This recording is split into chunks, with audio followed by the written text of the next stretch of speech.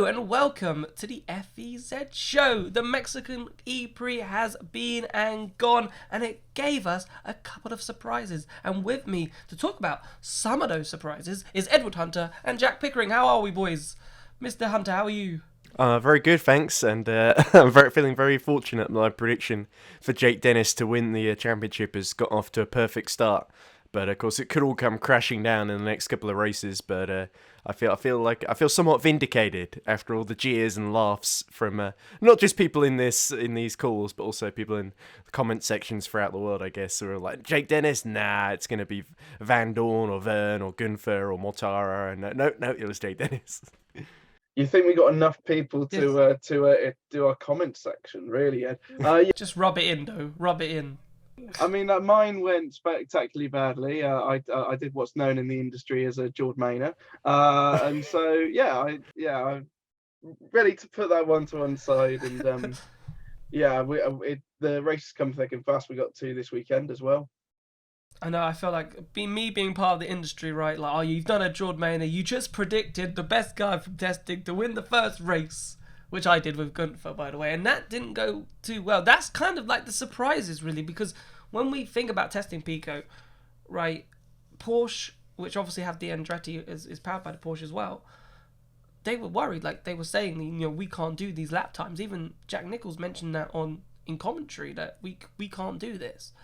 So to go to Mexico and to be as strong as Jake Dennis was and Andre Lotterer, to be honest with you, and the Porsches weren't too far behind either. Probably be a bit annoying for Porsche though that their powertrain not doing as good as Andretti, but for them to go, we can't do this, to then win the first race, and even with Lotterer, could have easily got a podium as well. It was almost a Porsche powertrain lockout. If Lotterer had got past Hughes a little bit earlier on, then yeah, I think Lotterer would have been able to had a crack at Di Grassi and potentially stand on the podium. But alas, three Porsches in the top four definitely wasn't what was on the cards after testing. And I think everyone who predicted samey results had it came back to bite all of us. And so yeah, I think Jake did a phenomenal job. But as I said in the last show, that's something that I did get right. Porsche always excel in Mexico. It's just something about that circuit where Porsche just do really, really well, and PASCAL WEHRLEIN finished second as well. Yeah. So Ed, like, with Jake Dennis then, because obviously Mystic Meg here predicting that Jake Dennis was going to do well. Is it just a one race, like a one-way bluff in a sense, right? We know Porsche have been strong in Mexico before, even at Puebla and here at the Mexico City E-PRIX. Do you think this is something that's going to stick and Porsche are going to be strong throughout the championship, or do you see them potentially fading like they kind of did in previous seasons?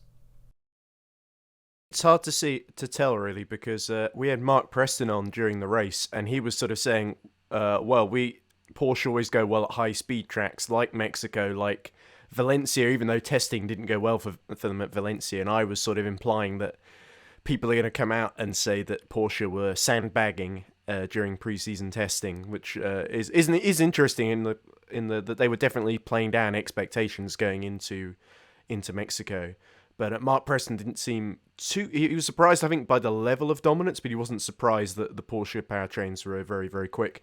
Interesting word on Lotterer, actually, nearly getting the podium, because I was listening back to the team radio compilation, and basically Lotterer was told halfway through the race, right, the battery's overheating, we need to retire the car. And Andre was like, what? No, let's stay out. And then suddenly a safety car came from Mortara, I think it was, crashing out at the first corner. And then they were like on the radio to Andre. He's like, okay, actually, Andre, the problem's gone away now. Carry on, stay out. So that was a pretty surreal moment that maybe shows Porsche, the powertrain, Andretti didn't have things quite as under control with the second car as Jake Dennis did with the lead car. And Dennis, you have to say, once he got past Di Grassi and Mahindra, slightly got the energy management wrong on their lead car, at least. But they did very well to get pole position anyway. But you have to say... great job by Porsche to sort of maximise the result. Will it continue for the rest of the season? There are some different tracks, certainly.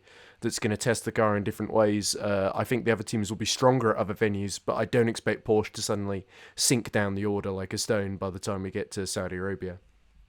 Yeah, talk about that quickly, because obviously you and Joshua Birch obviously did the YouTube live commentary with Mark Preston on YouTube, which was really good. And I remember watching some of the clips of that, and Mark Preston going into detail on like the energy management side of things and so forth, and what was expected. What was it like, just, you know, having his insight? You know, obviously not in Formula E at this precise moment, but, you know, to have his insight, someone who's been in Formula E since day one whilst commentating. It was really fascinating. I really enjoyed spending that time with him. And it was the sort of thing where, if I remember correctly, Mark sort of saw a comment that I'd written where I was having a go at someone slagging off Formula E, and Mark was like, I want to really talk about this. And he said, how about we do the interview during the race? And I suggested Josh's commentary to him, and we sort of just ended up doing it together. And we had like for 4 people total, and somehow we didn't end up all talking over each other, which is great. But Mark's insight, you could tell there was a little bit of definitely disappointment of the fact that he wasn't on the grid, because it was the first time, and I think he did the first 100 races with Aguri and then TECHEETAH, and this is the first race in like since Formula E began at September 2014 in Beijing that he hasn't been at a Formula E race. So there was a sense of kind of missing out, but also a sense of when Mortara had the issue in the DS powertrain in the back of that Maserati, Josh sort of said to him something like, oh, I bet you're glad that's not your car. And he said, yes, a little bit. So I found little moments like that quite funny. His comments about Sam Bird as well, when Sam Bird retired, he basically said, that drive shaft failure, that's pretty unforgivable, because that's the sort of thing that TECHEETAH would have caught on a rig before the season started in sort of testing, and they shouldn't have just suddenly discovered the issue flying halfway across the road. And he said he went as far as saying Sam Bird should switch teams, and I said, oh, do you think he should drive for TECHEETAH then? And he said, oh, Sam's a good guy, but I think there's a little bit of a small problem that TECHEETAH is kind of dissolved, so there's no TECHEETAH for Sam Bird to switch over to. But certainly if Mark Preston, in whatever form he comes back to the sport, I certainly think there's a shopping list of drivers to look out for. But yeah, anyway, really great chat. Really enjoyed it. I'm going to pick up on that, because obviously we're going to talk about bads and the goods, right? And I suppose Pico Sam Bird comes under the bads, right? But it's not really his fault, right? Because the FP2, he didn't get basically any running because he had a problem, right? So then that kind of set him back, right? It's not his fault. Obviously qualifying doesn't go the way you expect, but he didn't have FP2, so like you can't expect much going into qualifying. And then he gets the drive shaft failure, which is really interesting what Ed said there, that, you know, these failures from a team are pretty unforgivable at this stage, because you should be able to spot if that's going to happen. And Jaguar seemed like they were one of the teams that did have quite a bit of problems in the private preseason testings with their powertrain. So an interesting one on that. So what do you think on Sam Bird? Is it him? Is it him? Is he just going through? Is it just rotten bad luck for him, or is there more to it potentially? Just before that, you mentioned FP2. He came to a stop. Imagine if that had happened on one of these weekends where they have to put in the practice driver, and so going into the race, going into qualifying, the race drivers actually had no prep whatsoever. So that would be that would be interesting to see what would happen there. But yeah, with Sam, one thing that I really fear at the moment is that he might be going through a bit of what I'm going to call an Alexander Rossi phase. For those who haven't kept up with IndyCar, Alexander Rossi had won in every single season that he'd competed in IndyCar up until, I believe, it was either 2019 or 2020 was the first year that he didn't win. And then since then, he's kind of had a lull where he didn't win, and that was broken, thankfully, in the summer last year at Indianapolis. But that's what I kind of feel that at the moment, that's kind of what Sam's going through. He's going through that phase where so he's trying everything, and right now it's just not working out.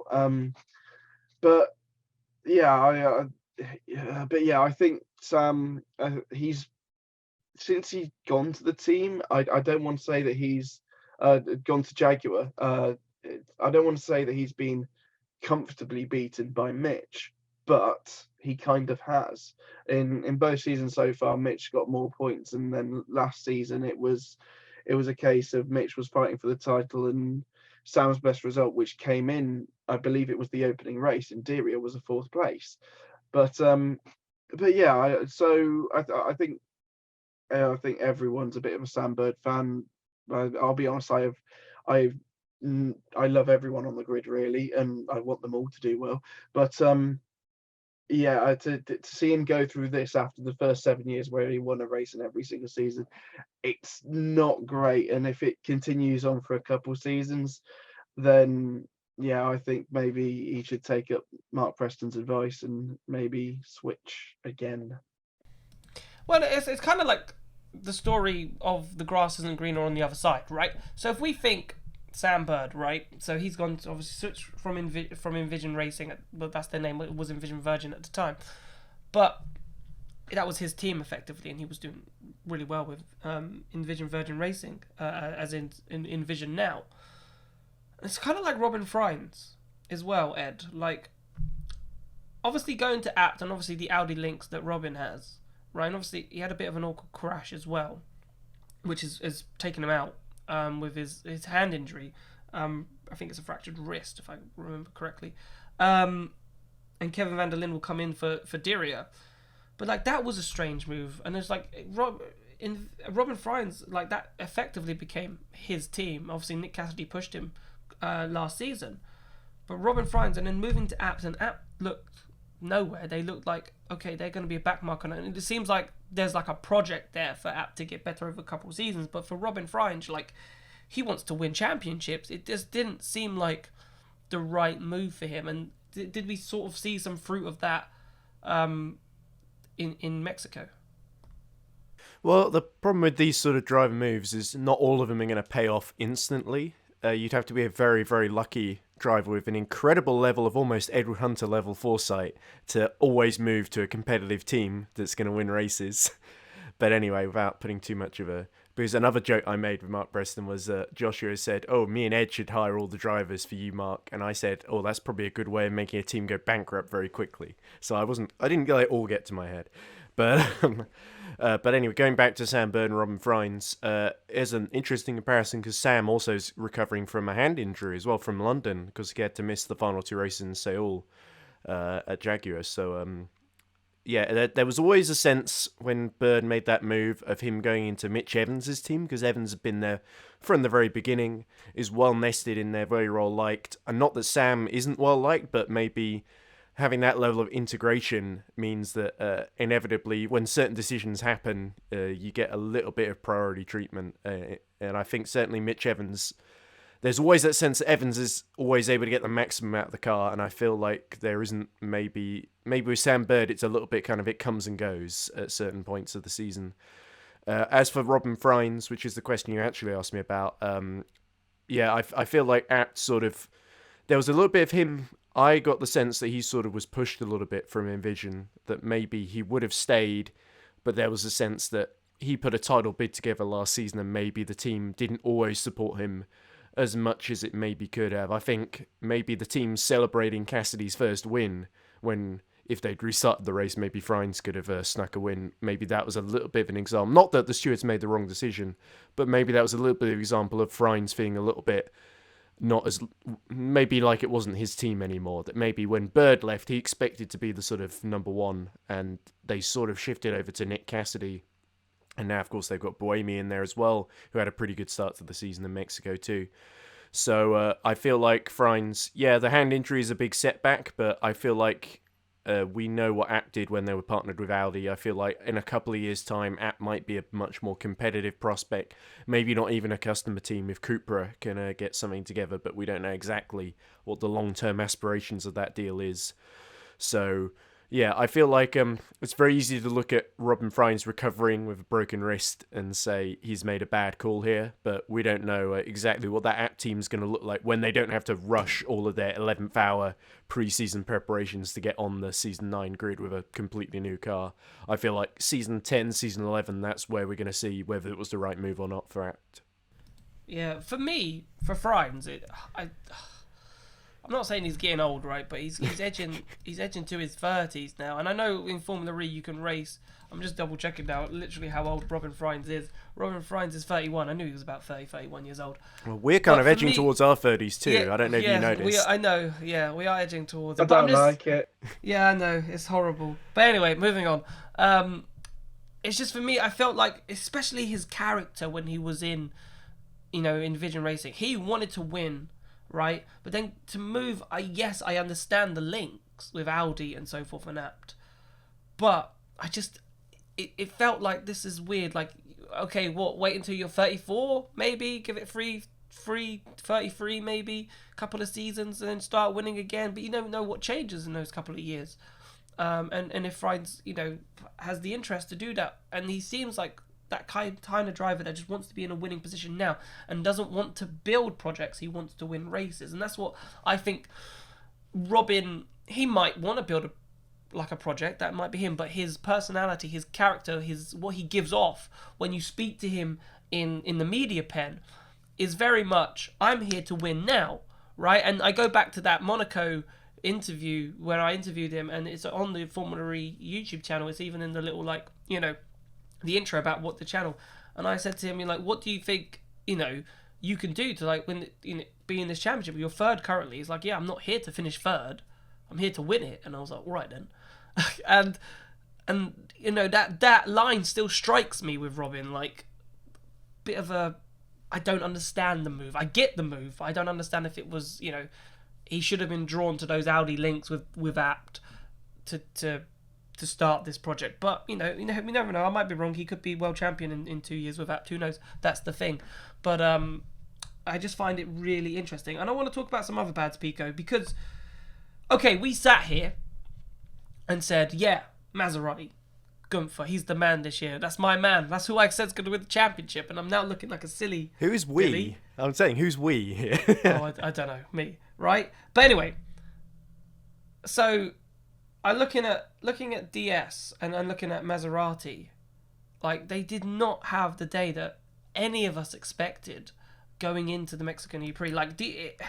Is that a blip? Is it just a one race didn't get it right? We'll get it right in Diriyah, or if they don't get it right in Diriyah, do we have a massive situation on our hands already where Maserati and DS, two teams that dominated last season really with the Maserati on the Venturi name, not being able to do anything this season?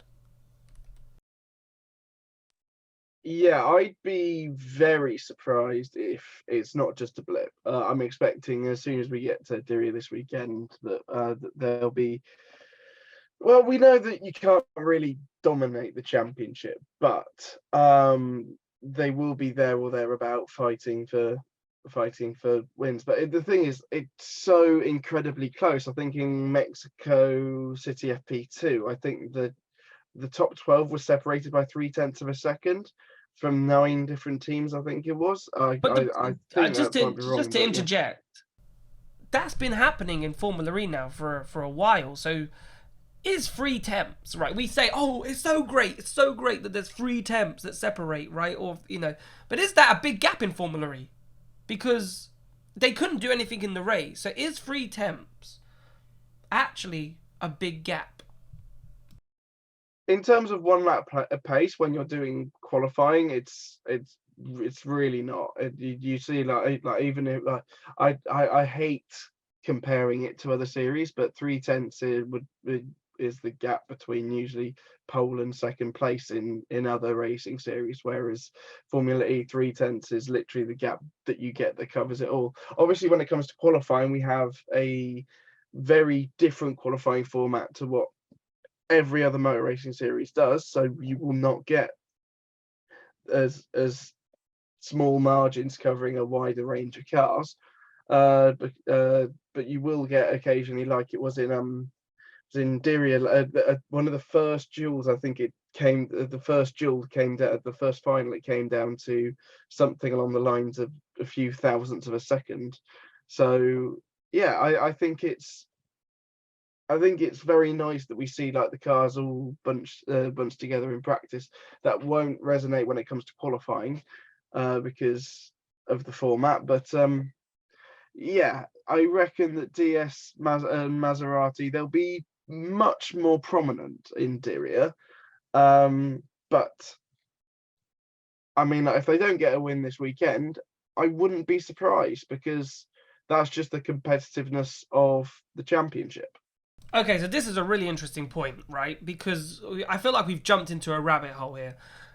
So, and the rabbit hole I think we've jumped into, Ed, is that this is a driver's championship then. It's not as much of a team's championship, because it comes down, the teams are so close, and I find it really interesting that even though we've gone into a new generation, and it was the same in Gen 2, that's why I brought it up to Pico, because we had this in Gen 2 where the cars, especially towards the end of Gen 2, where it was a couple of attempts and it could go down to 12th, 15th place, right? We go back to that season where we had 15 drivers who could have potentially won the race when Nick de Vries won the championship. Is this a driver's championship? Does this prove that really in Formula E the drivers, and maybe why drivers are flocking to it, is because the drivers do have an actually massive involvement? Because if Jean-Eric Vergne, if Stoffel Vandoorne potentially have the best car, if they don't get the lap right in their starting 12, you can't recover. So it is a proper driver's championship. I think I agree with you on that the driver has a very, very key role in not just setting up the car, but delivering under huge amounts of pressure over basically a single lap. But if you get into the duels, it's essentially you got one lap to do it in. And it was really the group stages where it went really wrong for them. And then in the race, we had this thing where Vergne hit the back of... They actually made a pretty good progress midway through the race, the two DS Penske's anyway. And they were running like 10th and 11th. And then Vergne hit the back of Fenestraz, who was really struggling to get on top of the energy management, obviously in one of his first proper Formula E race at Fenestraz. And he hit the back, lost his front wing, and there was a great radio message, I think, which was along the lines of someone from DS Penske, the engineer, was calling up Jev and saying, "Oh, there's a bit of debris at turn 6 and 7. He's like, "Yeah, that's my front wing, mate," which I thought was quite funny. And basically, Vergne was obviously a bit wounded after that, and then eventually Vandoorne got through. I think I made a comment as Vergne was crossing the line, like, "Oh my goodness, there's not much left of Jev's car as he's crossing the line." But yeah, I feel like I think we can definitely read it as a blip, the performance. But I think the drivers are of such high quality, and I think DS has put so much resources into through Stellantis into those two teams, the Maserati and DS Penske. The development's going to be playing a part across the season, especially in terms of software, of course. That I find it hard to believe that we're not going to see them strike back at some point later in the season. That I feel like there's just so much quality in those two teams that it would be surreal if it didn't pay off and Porsche just ran away with it. As good as Jake Dennis and Pascal Wehrlein as well, who finished second for Porsche, as good as those two are, I don't see them both just walking off into the sunset. I feel like Gunther, Mortara, Vandoorne, Vergne are going to strike back at some point. Yeah, no, I definitely agree. I just think it's interesting because Formula E, no one, and I know boys would agree, no one will do a Max Verstappen. No one will get it wrong in qualifying, start 15th or 16th, and I don't think we've really ever seen it, and fight all his way back to a podium or even win the race. Because obviously Formula E is that competitive, and obviously they're on street tracks, and it was hard to overtake, which we'll get on to actually. I want to mention some quick goods then, because we're going to run out of time otherwise, so we're going to have to keep this a brief mention. But obviously, Pico, we said at the top of the show that Porsche are good, but obviously they fit into the good section. Andretti, Porsche, McLaren with Jake Hughes especially. Obviously, they're the former Mercedes team. And then we've got Mahindra looking good as well, but energy management being a little bit of the issue there with Lucas Di Grassi. Obviously, a great first race for him, nearly winning it. Taking pole, of course. For Mahindra, which was nice to see Mahindra back up there. Let's start with Mahindra actually, because we've talked about Andretti, we've talked about Porsche. How good was it? Not since the days of Felix Rosenqvist have we really seen a Mahindra, fight at the front. 2 words: Alex led London last year. But yeah, 2 years Poor ago. Alex. Poor Alex. Wow, you know what I mean. Like, that was a one race, yeah. But this could be like something for.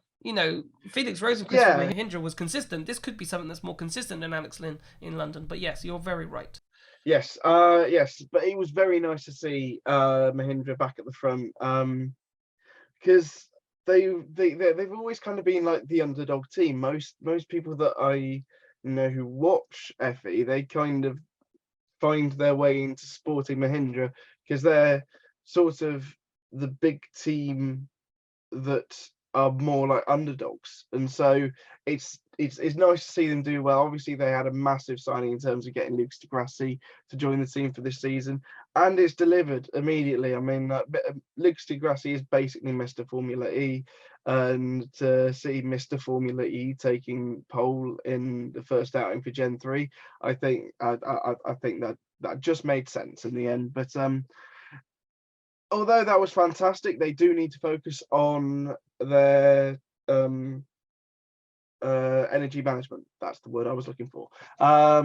Because although he led for the first, I want to say about 8 laps or so, Dennis then overtook him and went on to dominate, and he was basically the cork in the bottle. And yes, eventually WEHRLEIN got past, but it was clear that he was holding up everyone up to about 7th-ish, and then so Mahindra, it's nice to see them back at the front, but they need a little bit more to get them properly fighting at the front again. And then a word for Jake Hughes, Ed, because Jake Hughes, a great first outing for a rookie in Formula E within that McLaren. Oh, let's call it what the broadcast was calling it, Jack, the Neon McLaren. But anyway, Jake Hughes was certainly very impressive, and put in a pretty spectacular performance in qualifying, was incredibly quick, and certainly outshone Rene Rast. Rene Rast had a very difficult weekend. I think a lot of people expected Rene Rast's experience to come to the fore. He was making a bit of progress and then had to retire, but Hughes, really the only mistake was right near the end when he wasn't told that the yellow flag at the chicane had been turned into a slippery surface flag. So Lotterer was told by his engineer immediately, right, it's slippery surface so you can get past him. And he slotted up the inside. Jake Hughes couldn't really do anything about it because the time he realised what was happening, it was too late. And Jake Hughes, the only thing I would criticise is maybe he used up a little bit too much energy trying to get past Di Grassi and it didn't work. But that's the sort of thing that happens in your first Formula E race. I think they'll be very happy with 5th place there, considering they've got a new powertrain in Nissan, which the rumours say is very, very efficient, the Nissan. So I think we're yet to see the best out of the Nissans either. But McLaren definitely seem to be leading the charge, and I think Jake Hughes has probably made a lot of new fans after his performance in Mexico. Yeah, he really had a great day for McLaren, did Jake Hughes, and I think he impressed a lot of people. So I want to start, I want to move on to sort of the race. Now, Pico, 2 things want to talk about and I want to get your views on. People said the race was boring, right? Now, it was really interesting because obviously you're talking about the Mahindra, and for being 2% down, like he didn't fall down the grid, we didn't really see the overtaking that maybe we expected, and that obviously is credited to Lucas Di Grassi and the amazing drive that he did to hold on to that podium place. But there was that lack of maybe Formula E craziness that happens normally, that we find in Formula E. And then I will move on to attack mode. I just want to get your thoughts on the attack mode rather than the 2 by 4 minutes they're split. I just want to get your thoughts on that. Yeah, so I think it didn't help that we started off the season with 2 back-to-back safety cars. It really was. So yeah, not the best way to start the year, but yeah, the thing is I think it was a case with a lot of the Gen 1 races as well.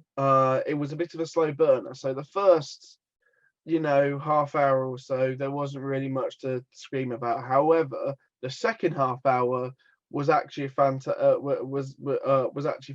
fascinating to watch, and I really enjoyed it. So I think a lot of those people saw the first half hour and tuned out. But yeah, the thing is, it's going to take a bit of time for people to get their heads around Gen 3, what the new cars are like, and also the fact that we introduced an extra chicane, meaning that overtaking was going to be a bit more difficult around the circuit. So I don't think it's anything to be worried about. I think when we go to different tracks, it'll be fine. But yeah, it's just one race. We can't just judge everything based on one race. However, with attack mode, I think it's interesting to see this new format of attack mode. So for those who are unaware, it's either 3 minutes then 1 minute, 1 minute then 3 minutes, or two each, and it's up to the drivers to decide what they want. Yes, it made it a little bit harder to follow, but I feel like it made strategy a bit more interesting in terms of what each team did. And I was finding it interesting whenever it came up, just to see, oh, they've only gone for a minute, or they're taking the three early, or they just split it into like they did last year. I mean, that's the bit that I weren't impressed about. And I was like, oh, they're doing the old format, not the interesting one. But yeah, I think it's another thing. It's race one. We're going to find out more about it this weekend, and as we go on to the new circuits, Hyderabad, Cape Town, and Brazil. And of course, when we get supercharged, whenever that eventually comes in. I've heard Jakarta for that, Jakarta. But we're not 100% sure. Don't count on. Just don't confirm that. Mini exclusive there from Mr. Pickering, but he's not quite sure. Mr. Hunter, what do you think? Ed, what do you think on attack mode and people finding their first race a little bit boring, not up to Formula E standards? I don't know, I guess maybe this is a consequence of what you were saying last time we did a show, where you basically said, oh, this is going to be the best season ever, and it's maybe people setting the ceiling ridiculously high, and like Picker said, those first two safety cars maybe... Don't blame me, though. I'm not blaming you. Blame me. That's just the attitude. I think it's like a house of cards. It was bound to fall over a little bit at some point. But I definitely...